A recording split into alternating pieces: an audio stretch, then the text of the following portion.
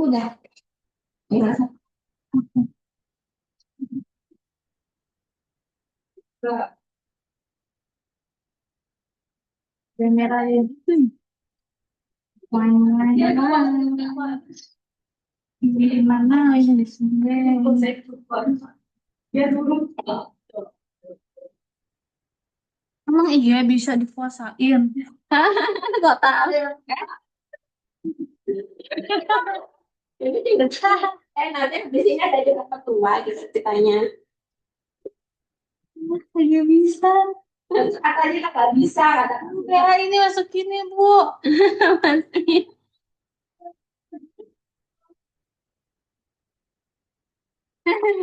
Nanti tolong pembahasan mertua tolong skip dulu ya selama live.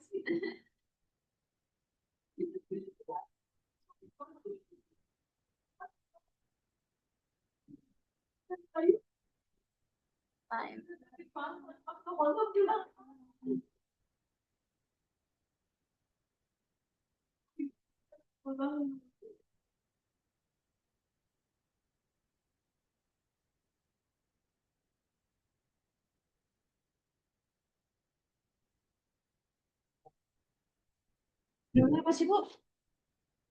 Lupa. Lupa. Emang komunikasi dari mana aja sih? Emang ngomongin kamu itu sebenarnya apa dari apa, Kak? Kau gak punya. Iya. Sampai bisa sampai bisa menembus. Kita di sini sih tahu.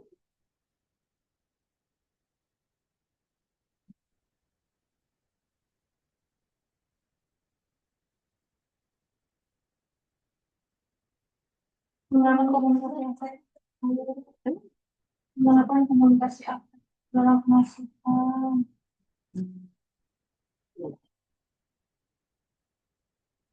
Lagi.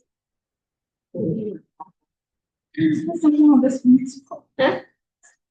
Enggak. Instan.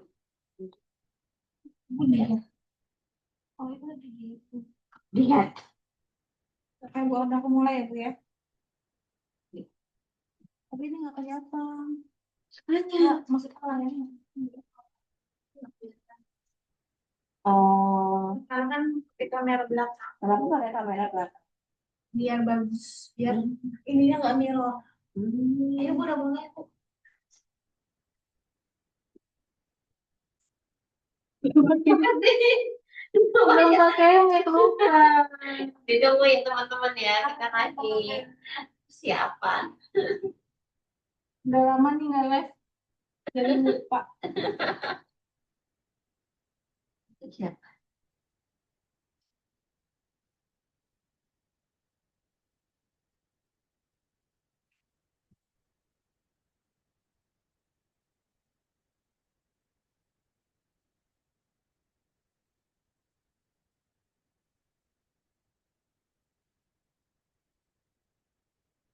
Kamu pakai itu jadi ingat punyanya Kak Ayu Kak.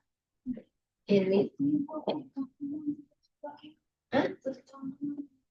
Ini nyamuknya. Oh, karena Ayu udah tetap. Halo semuanya. Selamat siang teman-teman semua. Halo kita. Ini selamat datang lagi. Lagi Kak Fira. Baru live lagi setelah 3 bulan ya dia ya. Nah gitu ya. Gimana nih teman-teman kabarnya siang hari ini? Ya suara kita aman ya, kondusif ya. Kalau misalnya suara kurang jelas, misalnya keputus-putus, boleh diumpain aja ya. Jadi kamu kayak ini apa? Kayak robot.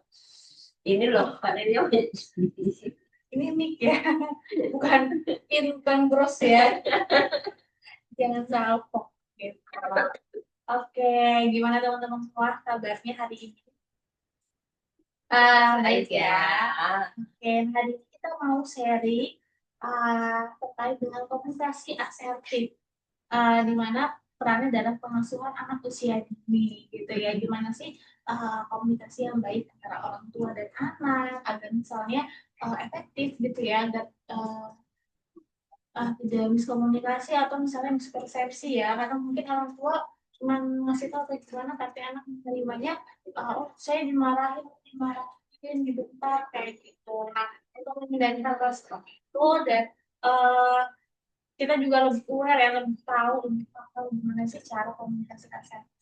Nah hari ini aku nggak sendiri, ditemani oleh uh, materi ya, kok materi kaku banget ya. Oleh tamu kita yaitu Bu Ati. Halo, dan biasanya kemarin-kemarin kan ada Kak Asri ya, sekarang oleh Kak Vira sudah comeback again. Apa kabar Bu hari ini? Baik. Baik, Alhamdulillah. Mana shock out, seru nggak? Setelah 3 bulan cuti ngok lagi ya. Yes, ya agak shock ya.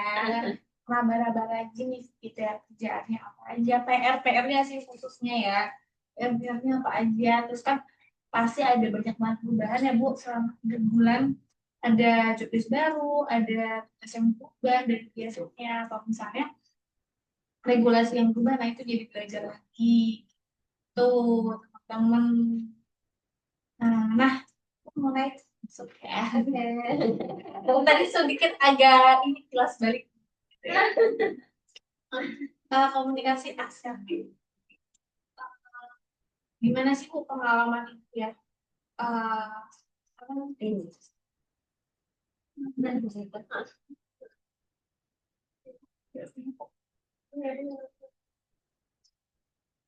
Mana ini mati.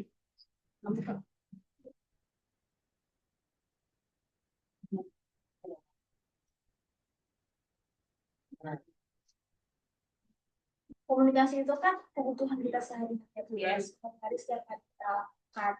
Gimana sih cara Ibu memulai komunikasi asertif ada anak dari bayi, anak-anak usia 4 7 dari 4 5 tahun? Nah, kalau masih bayi kan memang mereka belum bisa komunikasi balik ya, ya emang belum bisa terus ngomong kayak gitu. Paling kita harus tahu bahasa tubuhnya mereka kayak gitu, sama bahasa bayanya menangis. Jadi biasanya tapi kita harus membiasakan untuk selalu ngomong ke bayi. Jangan mikir karena bayi jadi nggak tahu. Jadi sebenarnya semakin banyak kosakata yang disampaikan oleh orang dewasa ke bayi, itu sebenarnya keserap loh ke otak bayi. Jadi nantinya mereka akan bisa ngomong dengan cepat, lebih mengerti banyak kosakata. Jadi tetap aja komunikasi kayak gitu. Tapi itu dia komunikasinya yang kalau bisa yang sederhana, maksudnya jangan yang seperti ke orang dewasa yang banyak banget vocabulary yang mungkin sulit kayak gitu. Jadi mau makan, terus kalau bisa artikulasi di mulut itu diperjelas karena bayi itu mengobservasi artikulasi mulut. Makanya kenapa gadget itu kalau bisa jangan ditonton gadget apapun ya, entah itu TV, entah itu HP, entah itu tab atau apapun itu, jangan kalau bisa jangan dipertontonkan ke anak umur di bawah 5 tahun. Berarti kalau anak nontonnya kartun, karena kalau kartun itu kan artikulasi mulutnya tidak sama dengan orang manusia. Iya, kalau kartun kan up kayak gitu kan. Dan nanti si bayi ini akan itu bisa up doang, dia bisa bersuara. Jadi makanya kenapa penelitian ketika anak melihat gadget, banyak gadget, dia perkembangan untuk oralnya, untuk bicaranya agak lambat karena itu dia belum menemukan observasi untuk artikulasinya. Nah, makanya di sini ketika mengobrol atau berkomunikasi dengan bayi atau mungkin anak-anak yang belum terlalu jelas uh, untuk berkomunikasi sama si cedal atau masih kosakatanya masih sedikit, kalau bisa diperbanyak kosakatanya, tapi dengan artikulasi yang jelas. Dan mungkin ritmenya agak diperlambat. Misalnya kalau untuk bayi mau makan kayak gitu, ayo minum kayak gitu. Jadi diperkenalkan kata-kata kayak gitu dan artikulasi yang jelas kayak gitu. Terus kalau anak yang masih belum terlalu jelas artikulasinya juga sama dengan bayi, agak pelan-pelan. Nah, untuk anak-anak yang udah berbicara dengan cukup jelas, kata yang semakin lengkap, nah bisa nih ngobrolnya agak ini apa namanya agak ditambah, maksudnya misalnya kalau sama bayi kan mau makan jadi cuma subjek predikat atau predikat objek gitu. Nah mungkin anak-anak yang lebih besar bisa subjek predikat objeknya udah lebih lengkap, yuk makan sekarang yuk kayak gitu, dan bisa agak lebih cepat kayak gitu. Terus mungkin dan apa namanya apapun mungkin bisa dikomunikasikan ke anak, misalnya ditanyain kamu mau makan apa sekarang, nah dia nanti bisa berpendapat. Jadi untuk anak-anak yang ini umur 9 tahun ke bawah, jadi dari umur 4 sampai 9 tahun, nah mungkin mereka bisa dikasih pilihan, jadi bisa ini apa diajarkan untuk mulai bisa memilih, tapi jangan pilihan bebas. Jadi misalnya mau makan apa tapi nggak ada pilihannya, jadi nggak bisa mau makan apa, ini ada telur dadar, ada uh, bakso, ada ini, kamu mau yang mana. Jadi tetap mereka memilih tetapi dengan arahannya kita kayak gitu sih. Kalau yang lebih besar remaja ya udah bisa pilihan bebas. Jadi ya setiap perkembangan anak ada gitu ya. Kalau baik mungkin kalau bisa observasi, kita cek pelan-pelan. Sudah kalau misalnya kita sudah masuk 3 tahun, 5 tahun, kosakatanya lebih luas, lebih panjang ya. Juga ya. Penting banget ya kita komunikasi sesuai dengan anak yang dia sama baik, jangan pakai kosakata yang susah, nanti dia bingung. Anak yang apa namanya belum terlalu lancar bicara juga jangan mau, maksudnya dikasih kosakata baru tapi jangan yang terlalu banyak, nanti dia overload, ini apakah jadi bingung kan.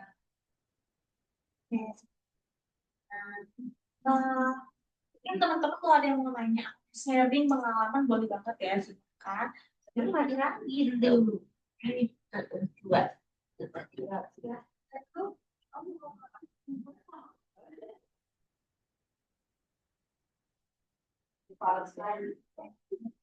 Aku mau nanya nih, gimana kalau anak yang langsung maksudnya dia sering teriak itu teriak nggak mau teriak nggak mau nanti bisa teriak nggak mau makan nggak bisa, jadi dia lebih sering tantrum dan meninggalkan suara gitu ya. Nah itu gimana sih untuk nanti teman-teman gitu ya agar perilaku dan bisa di apa ya dilatih lah. Jadi sebenarnya kalau saya sejak awal sudah melatih anak untuk langsung ya, lebih baik sebelum daripada daripada udah tantrum terus dibuat biar tidak tantrum lagi, itu agak lebih susah. Jadi kalau misalnya belum terlambat nih, kayak terlambat sih ya, maksudnya anaknya masih kecil dan belum menggunakan tantrum, nah misalnya masih bayi kayak gitu, biasanya itu dia ditanya ini kamu mau apa, mau ini apa ini, nah terus ditambahin dijelasin apa alasannya kayak gitu. Jadi ketika anak udah umur uh, 4 bulan ke atas, dia sudah bisa mengolah informasi sederhana alasan dari itu. Jadi kita juga sebagai orang tua atau orang dewasa jangan misalnya melarang sesuatu, jangan cuma jangan naik di atas kursi, tapi kita menjelaskan. Jadi iya, jadi misalnya jangan naik di atas kursi ya, karena nanti jatuh itu sakit. Tapi kalau kamu mau naik di atas kursi ya udah, tapi udah bilang loh ya konsekuensinya kamu jatuh. Jadi kan kita ada dua pilihan, Kalau kamu naik di atas kursi, konsekuensinya jatuh. Makanya jangan naik di atas kursi. Tapi kalau kamu mau naik, ya udah kamu jatuh. Bisa jadi jatuh. Nah, jadi kan capek sih ya. Jadi sebenarnya ya memang segala sesuatu itu capek sih. Maksudnya lebih enak jangan berdiri di atas kursi. Stop. Enak kan? Tapi itu dia si anak ngapain? Aku nggak boleh di atas kursi. Nah, anak-anak yang pengen coba-coba pasti akan naik di atas kursi. Nah, makanya kita harus sebagai orang tua, harus mau capek sedikit, jelasin panjang lebar dulu ini kenapa gitu. Nah, dan itu apa namanya bisa jadi kebiasaan. Jadi itu kalau misalnya dia jatuh, ya bundaku atau ayah udah ngingetin nih jatuh lah. Nanti kita bisa kayak itu. Nah, bener kan tadi nanti kalau eh, naik jatuh, besok lagi yang ulang ya kayak gitu. Nah, sama dengan misalnya anak pengen nugget, padahal seringan nugget nggak bagus gitu kan, nggak sih. Nanti kalau seringan goreng nugget nanti batu loh. Tapi kalau kamu tetap mau nugget, kalau batuk, berarti itu resiko kamu. Si anak sudah tahu. Jadi nanti kalau batuk, iya, iya, udah aku batuk. Jadi dia akhirnya eh, mikir, iya, terus oh iya, mati besok lagi, udah akan makan atau banyak-banyak. Nah, terus nantinya kalau misalnya lupa makan lebih banyak lagi, ingat aku ngasih waktu banyak makanan terus batuk. Iya, ya. Jadi kasih penjelasan. Jadi jangan berpikir anak itu tuh bodoh. Maksudnya, masih anak kecil nih, masih balita nih, nggak ngerti. Jangan anak itu pintar loh. Dan mereka tuh sudah bisa mengkaitkan sebab akibat sederhana. Makanya harus dijelasin panjang lebar. Kalau misalnya nih, eh, minta mainan, terus nggak diturutin, dia harus bilang,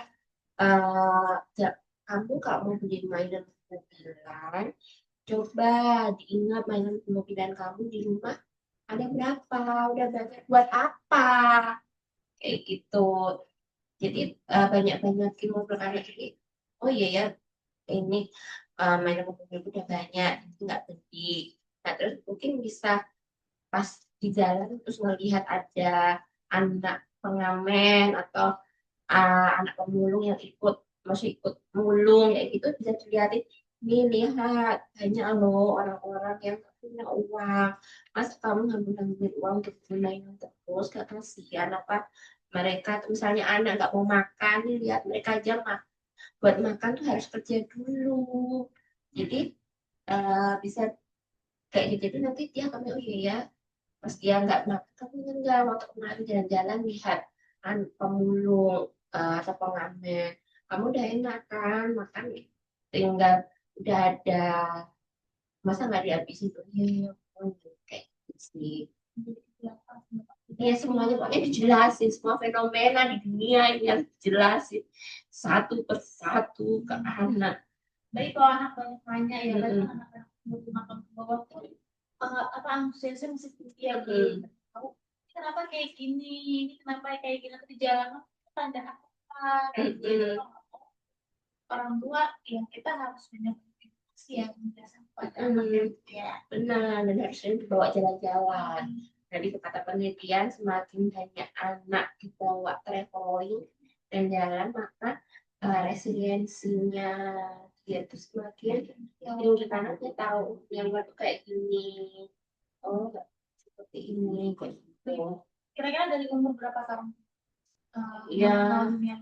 dari bayi sih, kalau bayi jangan terlalu overstimulus. Jadi kalau bayi itu kalau misalnya lagi dibawa jalan-jalan keluar, kalau bisa gendongannya tetap menghadap ke punggung, karena ada ya gendongan musik yang bayi bisa diletakin matanya ke luar. Nah, kalau bisa kayak yang itu jangan terlalu lama, misalnya 10 menit, karena kalau dia terlalu banyak melihat keluar, dia nanti overstimulus, akhirnya bisa ngambek, bisa tangan kamu capek, jantungnya itu bukan kenapa apa karena mungkin capek kayak gitu overstimulus. Jadi kalau bisa 10 menit aja nanti hadapin ke punggung lagi. Jadi kalau pas di punggung kan dia ketika overstimulus kan dia bisa ngumpet kan. Tapi kalau dia dihadapin ke sana matanya kan tangannya masih kecil ya dan dia masih bingung untuk nutup mata kan, nggak ngerti kan kayak gitu. Jadi kalau bisa kayak gitu sih.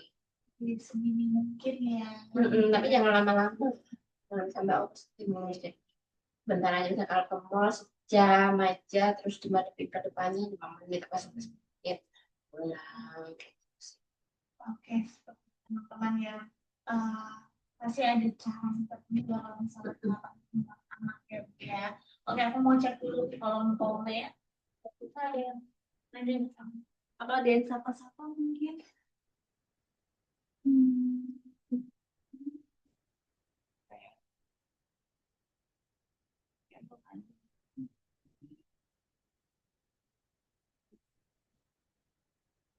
Ya, kalau teman-teman ada yang mau tanya atau usul nanti boleh banget ya.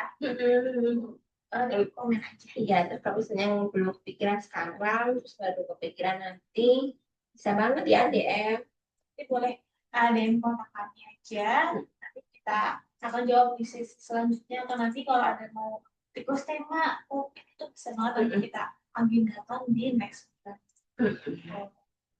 Oke, seperti itu teman-teman. Ada yang mau nanya nggak kira-kira? Yang ini terkait dengan komunikasi asertif. Kalau nggak ada, mungkin aku yang mau nanya lagi.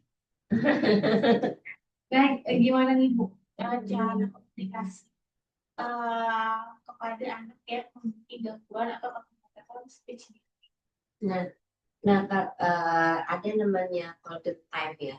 Jadi akses speech delay itu sudah terdeteksi sedini mungkin, yaitu biasanya sih ibu itu eh, orang tua khususnya ibu tuh kayak punya feeling tertentu kalau si anak ini ada gangguan, bahkan kadang cuma flu atau demam dikit aja kan perasaan si ibu tuh lebih sensitif ya. Makanya kalau saran saya apapun feelingnya si ibu itu kalau bisa langsung eh, ke dokter spesialis anak atau dokter yang memang mampu menangani anak. Jadi jangan diabaikan itu feeling. Jadi kalau misalnya ada yang bilang, ah itu cuma feeling kamu, ah nanti juga dia bisa, ah itu kan cuma telat, sekarang besok juga bisa sendiri. Nah kalau bisa jangan ya. Jadi kalau memang ibu merasa itu ada sesuatu yang nggak beres, nggak apa-apa kok dibawa ke dokter anak, ke spesialis anak biar tahu lebih cepat penanganannya kayak gitu.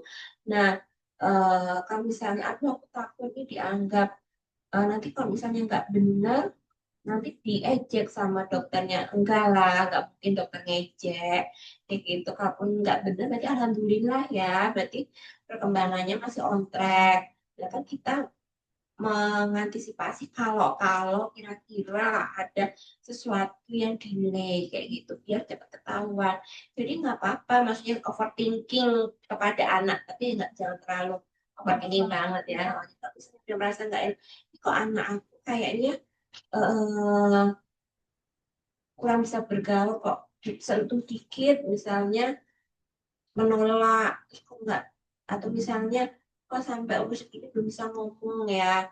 Nah, kekhawatiran itu buktikan aja ke dokter spesialis anak kayak gitu biar kan beliau spesialis anaknya ini ya punya cara mengukurnya jadi bisa ketahuan kayak gitu. Jadi kalau ditunda-tunda nanti terapinya malah lebih panjang karena itu dia ada golden time itu oleh itu. Ketika masih di golden time itu, ketika di terapi kemungkinan apa namanya bisa berbicaranya atau bisa melakukan hal-hal sesuai perkembangannya itu lebih besar kayak gitu. Jadi pokoknya langsung larikan aja deh ke dokter spesialis anak. Kalaupun nggak terjadi apa-apa, alhamdulillah kayak itu. Nggak akan kok dokter itu ngizin. Ah ibu nih effort tinggi. Kalau misalnya ada dokter yang kayak gitu, ya udah sih terima aja ya udah. Aja ya. Oh, di dokter aja. Intinya adalah pokoknya anak itu nomor satu. Terus jangan, maksudnya kalau misalnya udah merasa ada sesuatu, terus orang sekitarnya Allah nanti aja, juga aja juga bisa, udah abaikan aja. Maksudnya eh, yang jadi orang tua kan kita, dan itu tuh anak kita, itu ada tanggung jawab kita, bukan tanggung jawab mereka. Jadi yang harus ubah itu ya orang tuanya, nggak usah denger, maksudnya nggak usah dengerin, ya udah langsung aja bawa kayak gitu kan. Yang jadi insting intuisi itu Tajam. tajam banget, peka banget. Mm-mm. Kita harus aware banget terhadap perkembangan anak, gitu ya, baik fisik maupun mungkin perkembangan belajarnya gitu ya. Mana kemampuannya, apakah masih on track atau misalnya uh, di bawah garis atau misalnya seperti apa gitu. Nah, jangan ragu buat konsultasi dengan ahlinya, mungkin dengan dokter anak, psikolog anak, gitu ya, untuk menghindari hal yang tidak diinginkan dari Pokoknya ada golden time anak itu di bawah 5 tahun. Jadi kalau bisa sudah terdeteksi sebelum 5 tahun itu. Oke, jadi di bawah 5 tahun kita sebagai orang tua harus aware, atensinya dipakai dengan apapun itu. Nah, kita menjual mengarah semuanya dipakai kan untuk jaga perkembangan anak agar tetap berada di konteksnya seperti itu. Gimana nih teman-teman, sejauh ini ada yang mau ditanyain atau ada yang mau didiskusiin mungkin ya Bu, sebelum kita tutup ya sharing session siang hari ini. Coba aku mau lihat dulu di kolom komen. Oke, belum ada. Baik, kalau itu.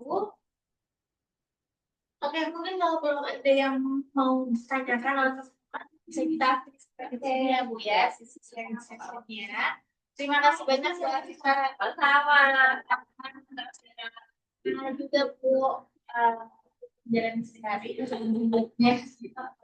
Terima kasih juga teman-teman semua hari ini yang join sharing session bareng Kopi Consult. Terima kasih semuanya. Terima kasih. Mohon maaf ya kalau dari saya pribadi, aku pribadi ada kesalahan atau kekurangan selama menuju sharing hari ini. Sampai bertemu di sesi sharing session selanjutnya. Thank you. Selamat siang. Ya. Ini tetap nggak nyampe Kak. Ya, Kakak udah nyampe. Nah, apa masuk? Kok bisa? Ibu pada ya? Iya, padahal anak kamu penting. Yang mana Bu? Dua.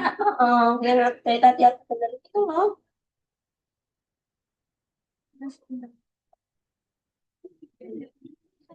Oh, kan Ibu ya? Hmm? Kan Ibu.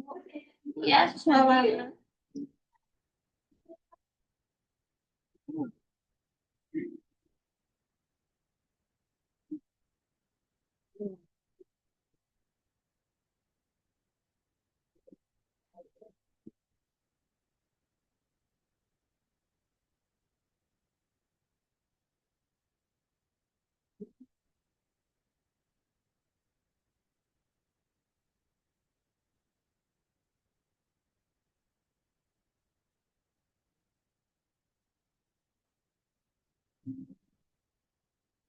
Oh, dia udah bilang pulang.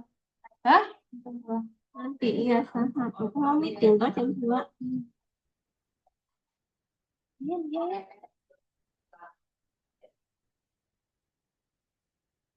Why, why, why? Hmm. Oh, siapa? Nah, ini ya.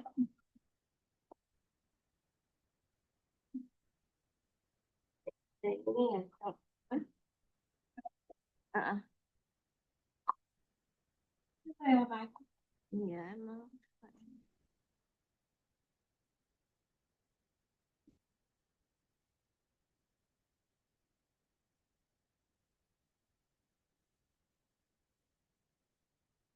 Hijau dan hijau tuh. Ada.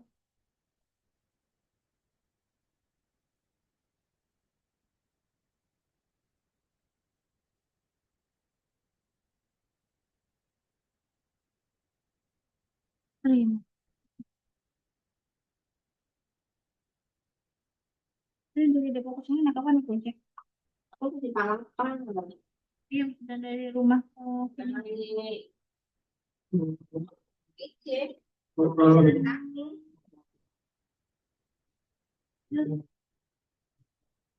Iya, ini dan sini. Ije. Yang itu proses income itu yang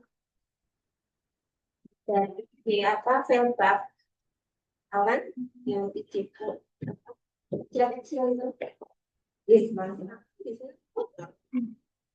Oh, yang di pinggir jalan itu, ya tahu.